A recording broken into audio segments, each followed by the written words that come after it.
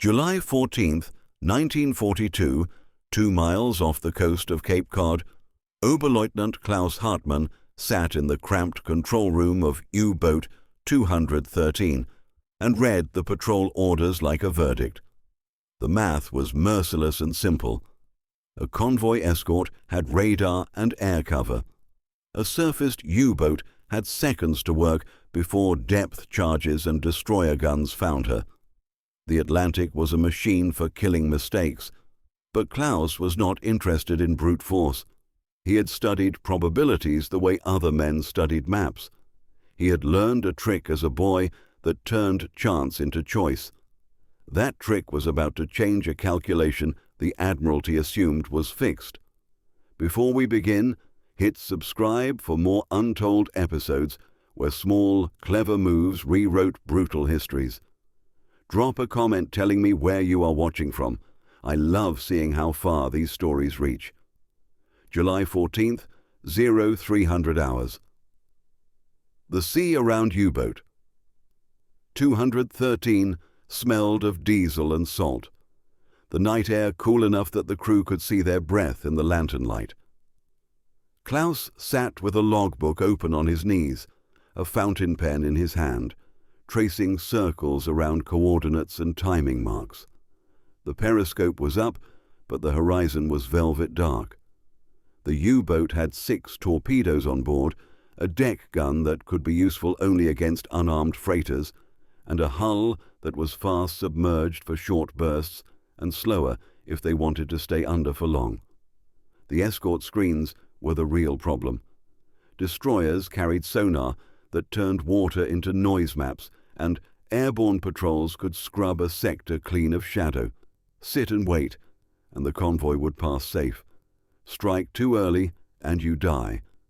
Klaus thought about his childhood in Kiel, about afternoons playing a game called Blind Man's Bluff on the dock. The rule was simple. One boy covered his eyes while the others scattered. The blind boy spun, reached, and guessed.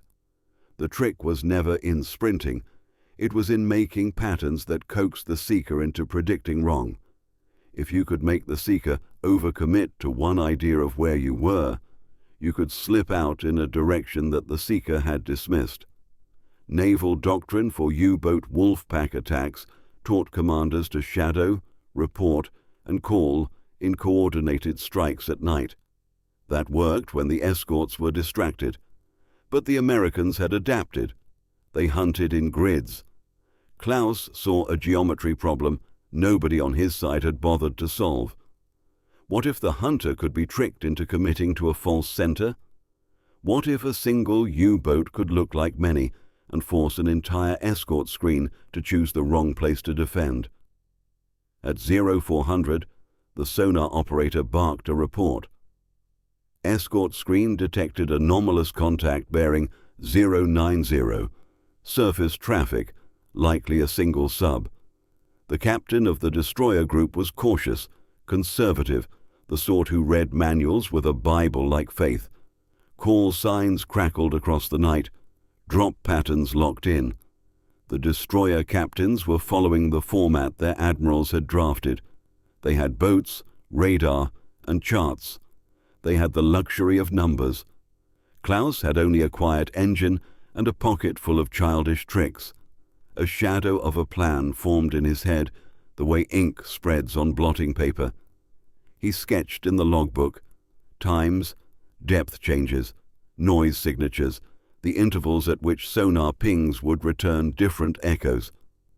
If a U-boat emitted a short succession of noise at irregular intervals, sonar operators would log a single contact and focus on it. If the same U-boat could mimic the acoustic signatures of 2 or 3 separate contacts by changing speed and depth in a calculated pattern, the escort would have to decide where to concentrate their limited charges. It was a kind of deceptive choreography, timing and angles instead of guns and armor.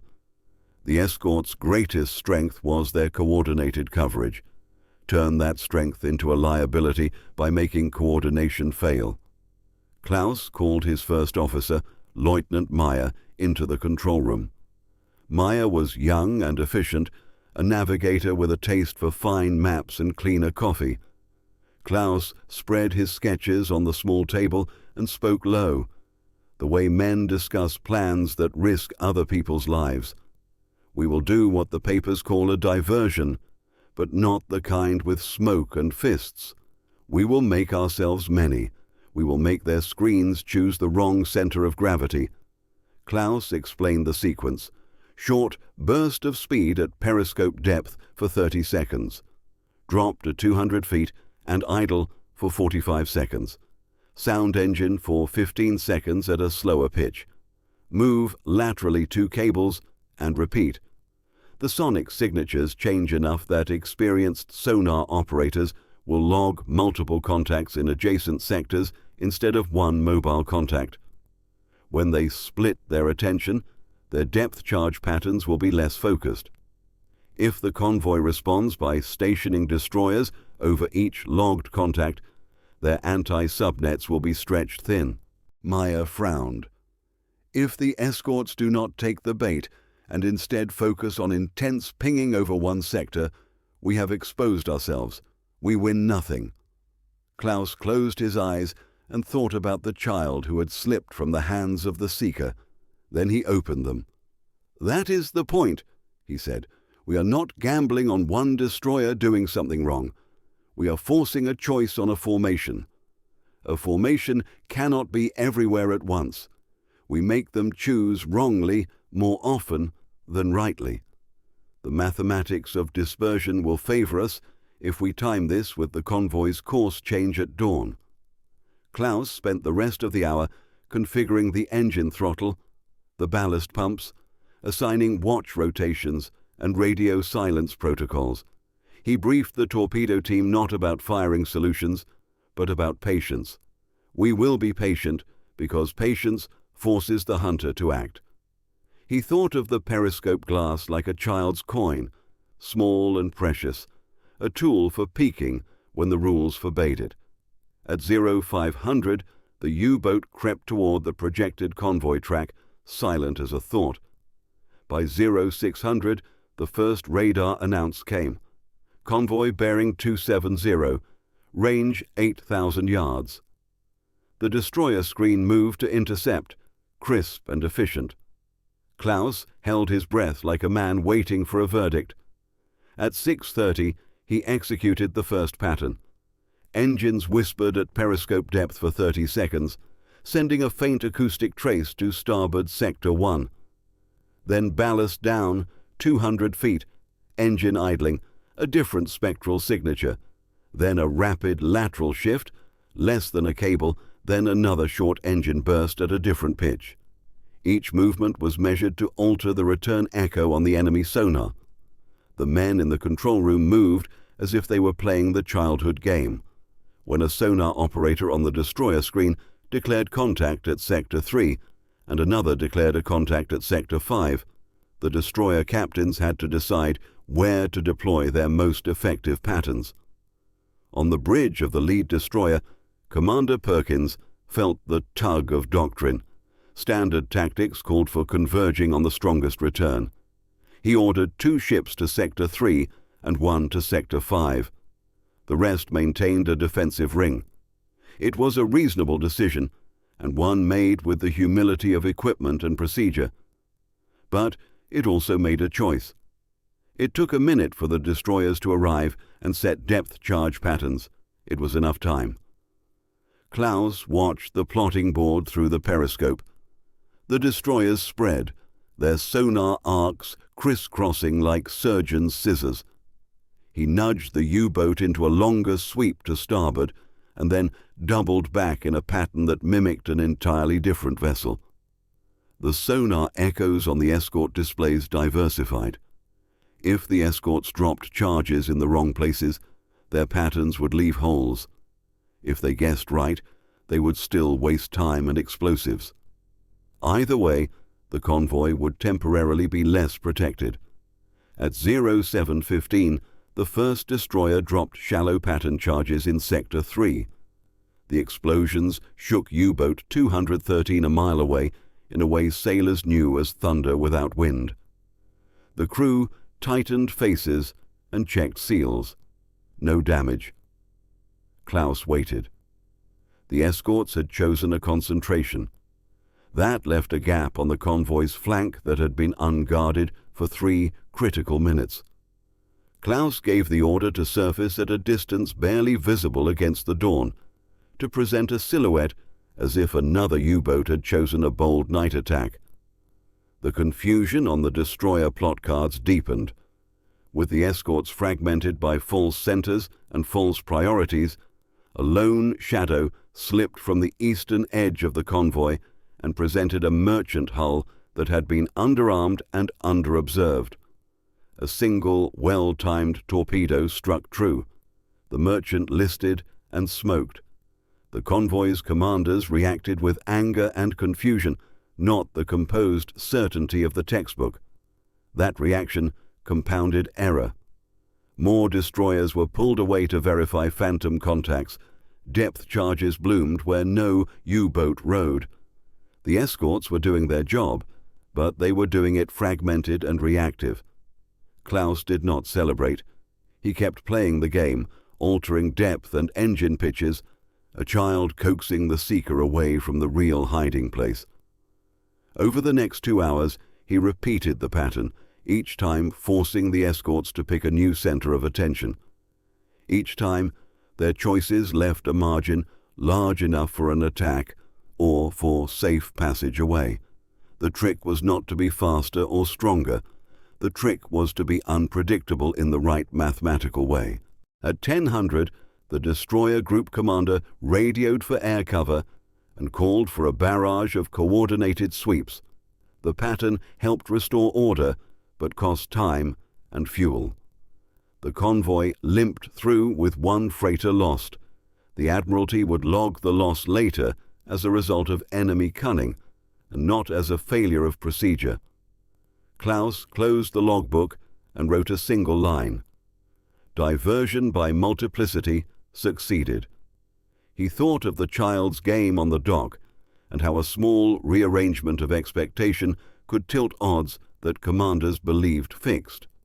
He would later learn that tactical manuals would get updated to mention acoustic deception and irregular signature patterns as techniques for U-boat survivability.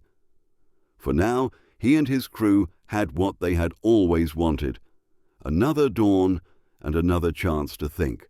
They kept moving after dawn, as if the sea itself had decided to forget the night's lessons. Klaus watched the horizon with a quiet concentration that belonged more to a watchmaker than a killer. The crew went about their tasks in ordered rhythms. The sonar man wiped his glasses with the sleeve of his uniform.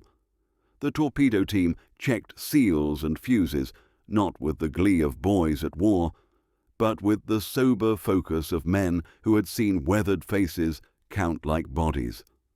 The skeptical officer Meyer remained at Klaus's shoulder, eyes on the plotting board, fingers tracing arcs and bearings like a man proving a theorem. Word came over the short wave at noon. A corvette had been detached from the convoy to hunt what they called a probable sub-cluster. Commander Perkins had been pushed to be aggressive. The Admiralty had favored assertive anti-sub measures in recent weeks, and the destroyer's log showed a captain eager to make good on that reform.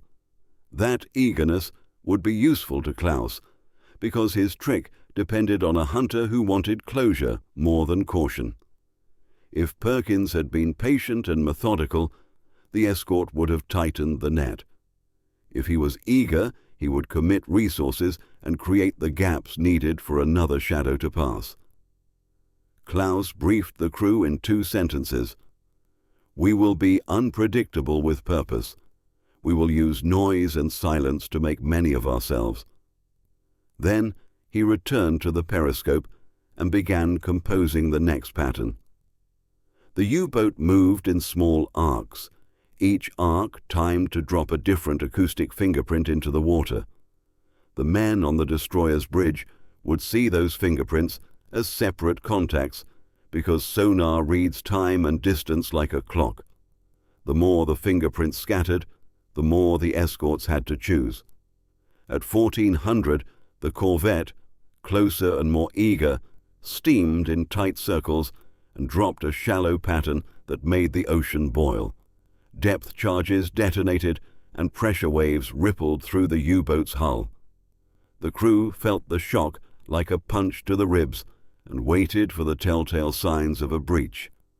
None came. When the pattern lifted, the corvette steamed off, searching for another lead. Klaus had given the escort exactly what he wanted, a focused but misdirected attack that left parts of the convoy flank underprotected. By dusk, the tally was cold and efficient. One freighter had been crippled and later sank. Several merchant sailors were missing. The Admiralty would record loss, and the newscasts would call it cunning. The men below decks of U-boat 213 took no comfort from that. Cunning did not mend torn nets or stop the cold in a body. Klaus slept in 2-hour intervals. When he woke at midnight, a new thought had found him in the dark. It was one thing to skew sonar readings. It was another to create an entirely new center of gravity for the hunter to fix upon. If he could present not only false contacts but false directionality, if he could make the escorts commit to chasing phantoms that led them away from the convoy's true path, he could create windows of attack that were longer and safer. The trick from his childhood was a trick of expectation. A seeker guesses from patterns. Change the pattern, and you change the guess.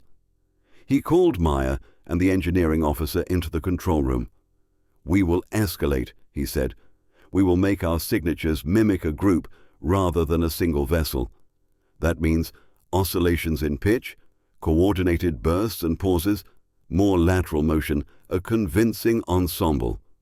Meyer raised an eyebrow. "That requires more battery usage. That risks exposure." Klaus nodded. "It risks both. We do not have to win every day. We need to win enough days to change the odds." They rehearsed by the faint lamps of the control room. The engine throttle would purr for 22 seconds at a high pitch, then ease to a near whisper for 43 seconds. Depth would flicker between periscope and 75 meters. The lateral shifts would be slight but precise. With every cycle, the acoustic image would fragment into several plausible tracks. The escorts would treat those tracks as separate threats. They would commit assets according to their doctrine and leave holes.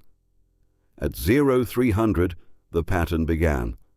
The U-boat slid through the water like a hand through paper, its wake minimized, its noise deliberately irregular. The escorts responded as expected. Captain Perkins ordered a pair of ships to thread a sweep where 2 of the phantom tracks intersected. Another ship was ordered to take the stern to intercept anything that might have used the convoy's shadow. One corvette trailed off toward a contact that had shown the strongest echo. They moved in conviction. They moved in agreement. Conviction plus agreement leaves room for error. Klaus watched the plotting screen and smiled a small, private smile. The grander the decision, the smaller the space for individual initiative. That was the tactical edge he had been crowing about since the child's game. If you can make the formation believe there is a most important place to be, then you can make them be there. At 0330, a small merchant left the convoy's flank, a coastal trader with a crew of 30 and mostly cargo that would be missed in the broader calculus of war. Klaus saw the opportunity and took it. He signaled the other subs in distant channels with coded bursts. There were 2 friendly boats later in that patrol region, older types that relied on stealth rather than speed. If the escorts were busy cleaving themselves into defending phantom centers, the older boats could finish the job with relative safety. It was the calculated multiplication he had planned. The trick worked. The older U-boats slipped through and delivered a pair of well-placed torpedoes into the trailing escort's path. One corvette was damaged. The escorts were reeling. responding with even more frantic coverage. Commander Perkins radioed a curt request for air support and called for the convoy to take an emergency zigzag course that would complicate their defensive arcs. The order bought time, but not safety. The convoy's defenses had been thinned and blood had been drawn. Klaus felt something odd that night, a small scrape against his conscience. A child's game turned lethal did not lose its edges when men died. Playful tricks collided with flesh and wood and steel. He thought of the faces of the merchant sailors lost that afternoon and of his own mother handing him a blanket as a boy. The tactic functioned because men followed patterns. That truth was not clean. It was a moral calculus that every commander carried in private pockets. 2 weeks later, the Admiralty convened a technical panel to study the rise in losses despite improved radar. The panel contained men who had never been to sea and generals who liked straight lines. They still wrote doctrine that assumed the sea would obey simple categories. Klaus learned of their meetings from decrypted intercepts. He read their reports and found a pattern of assumptions that made him smile again. The manuals assumed single contact signatures and linear responses. They had not yet updated to multiplicity. Not until a little as 1 month later did a captain in a Royal Navy escort group file a formal complaint that his sonar had been flooded with confusing signatures and that he had lost a valuable merchant because his formations had been split. The Admiralty responded not with shame, but with research. They sent acoustic engineers to study signatures and propose countermeasures. That research would later be codified as a set of procedures for treating clustered acoustic returns. For a moment, Klaus felt like an invisible teacher whose lesson reached the desks of those who had once hunted him. A closer consequence arrived without the slow bureaucracy of reports. On a rainy afternoon offshore of the Scilly Isles, a British corvette intercepted a small engine launch whose crew claimed to have sighted a periscope and guided the corvette to a precise coordinate. The corvette dropped a deep pattern and then moved in to take survivors from a merchant that had been struck earlier in the week. Among the rescued men was a navigator named Thomas Hargreaves, who had been an officer in the merchant navy and who had watched the strange pattern of escorts come apart around him. He talked to the corvette captain with a bluntness born of exposure. They were talking at length about how the noise came from many places at once when the corvette captain's eyes fell on a detail in Hargreaves's pocket log. It was a sketch of engine noise signatures he had observed as a hobby. He had no idea why it was comforting to him then to draw boat wakes, but the drawing had a clarity that suggested study, not panic. The corvette captain took the sketch and sent it to port. Analysts found in Hargreaves's notes an intuitive sense for how slight changes in engine pitch altered sonar return. They cross-referenced the pattern with other reports that week and realized the escorts had been responding to dispersed acoustic illusions. With that insight, the Admiralty began to form counter-doctrines that emphasized cross-checking contacts with visual confirmation and using air reconnaissance sooner rather than relying only on sonar pings. Klaus learned of this change indirectly and felt a strange respect for the men who adapted. Warfare had a way of forcing intellect into practical channels. He understood that his trick would lose potency the more it was studied. Deception relies on surprise and on the limits of the enemy's assumptions. The more known it became, the less effective it would be. That made it valuable now and fragile later. He also found a different kind of consequence that surprised him. During a patrol 4 days later, a small Allied trawler that had been detached to sweep for survivors came close enough that its crew waved from deck to deck. They were a coarse, merry sort, men who had once fished and now drifted in war. One of them had a brother serving in a German port machine shop. A conversation slipped in the coarse language of the sea, and the trawler's petty captain asked, blunt and simple, "Why do you fight for this when engineers could build things for peacetime?" It was a line Klaus had heard before from fathers and professors. He had half an answer. His country had been humiliated in treaties, and he had been conscripted into service. But now the question sank into him with weight. He kept his answers small, the way a man keeps seeds for winter. By the time the longer nights folded into shorter ones, the trick had become part of a small tactical repertoire among U-boat commanders who had both the nerve and the education to use it. It spread not in formal doctrine, but in quiet letters and shared logs. A captain would write to a friend ashore and describe an irregular engine pattern that had brought his boat a morning. The friend might quote it to another. The Navy's institutional memory could not swallow every edge because it moved in chains. But on the water, cunning travelled faster than official memos. Klaus felt an odd mixture of triumph and sorrow. He had turned a childhood game into a tool of survival and of death. The trick had bought men lives and taken others. At night he would stand on the conning tower and watch the moon turn the water into a strip of silver and wonder where the line between necessary cunning and needless cruelty lived. He told no one that the question kept him awake. He did not want pity. He wanted only to be effective. One autumn morning, a signal came over the encrypted line that surprised him.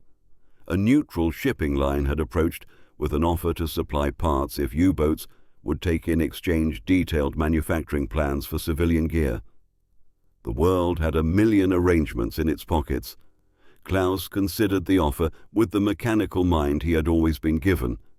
He thought of bridges and cranes mentioned in a letter from an engineer who had once apprenticed alongside his uncle. The war bent men into roles. Engineers became destroyer captains, and dock workers became gunners. A note of common humanity threaded through an otherwise cold ledger of losses. When the patrol ended, and U-boat 213 returned to her base, the crew disembarked with the quiet fatigue of men who had been made older by salt and decision. Klaus watched them unload supplies and mail, and he read in their faces the small gratitude that came from surviving another rotation. In the mess hall, a young seaman shouted a joke, and the room laughed, fierce and abrupt. Klaus allowed himself one small smile. A week later, the Admiralty's technical bulletin appeared in a form that would reach even neutral ports. It contained diagrams for cross-referencing sonar returns with visual confirmations, and suggested new patterns for convoy zigzagging that would blunt the very multiplicity that had once given Klaus his edge. The bulletin did not mention his name. Victory seldom credits the subtle. But the change in practice was real. The hunter adapted. Klaus wrote in his log that night a line he had never thought to write months before. He wrote, "The sea teaches maths as easily as it teaches fear." He underlined it with a steady hand and closed the book. The trick had worked, and in working had altered the calculations of those who hunted him. He had turned a child's game into a tactic that bent the moment, in the long arithmetic of war that might have been all a man could hope for. The sea had grown quieter by October, but inside U-boat 213, the sound of engines still drummed through metal and memory.